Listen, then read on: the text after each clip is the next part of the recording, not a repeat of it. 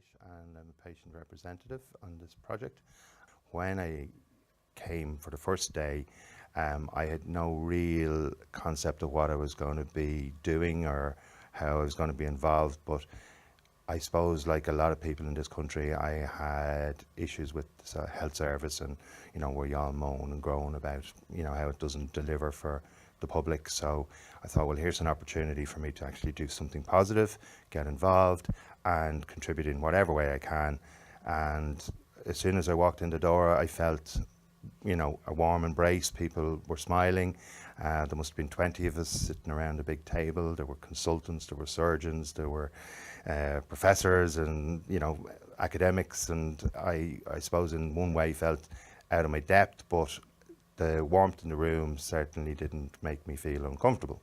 When you're in the middle of something, if you've been working all your life within the health service, maybe you lose the perspective that someone who's coming in from the outside might have. So I felt that that was valuable. There was certainly some common themes that seemed to come out of the discussions. A lot of times people would recount personal experiences and everybody else around the table would say, yes, that's our experience too. The group was a very good group for listening. I don't think anybody took over the group, which sometimes can happen, and I don't think anybody disrespected anybody else in the group. And for me, I only came to this realization at the end of the process.